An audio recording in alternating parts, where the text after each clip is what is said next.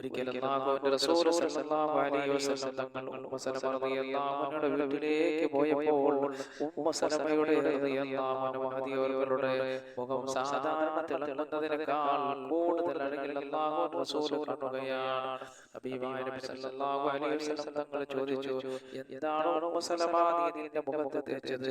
അപ്പോൾ പറഞ്ഞു, അല്ലാഹുവിന്റെ റസൂലേ, കറ്റാർവാഴയുടെ ജെല്ല് ഞാൻ തേച്ചു യാ റസൂലല്ലാഹ്. അല്ലാഹുവിന്റെ റസൂൽ പറഞ്ഞു, തീർച്ചയായും കറ്റാർവാഴയുടെ ജെല്ല് അത് മുഖത്തിന് നല്ല ഭംഗി കൂട്ടുന്നതാണ്. പക്ഷേ നിങ്ങളത് തേക്കേണ്ടിയുള്ള സമയം രാത്രിയാണ്, നിങ്ങളത് തേക്കേണ്ടിയുള്ള സമയമെന്ന് അല്ലാഹുവിന്റെ റസൂൽ സല്ലല്ലാഹു അലൈഹി വസല്ലം തങ്ങൾ പറഞ്ഞു കൊടുക്കുകയാണ്. നല്ല ഭംഗിയുണ്ടാകും, അത് രാത്രിയല്ലാതെ നിങ്ങൾ ഉപയോഗിക്കരുതെന്ന് നബിയുനാ റസൂലുള്ളാഹി സല്ലല്ലാഹു അലാ മുഹമ്മദ് സല്ലല്ലാഹു അലൈഹി വസല്ലം.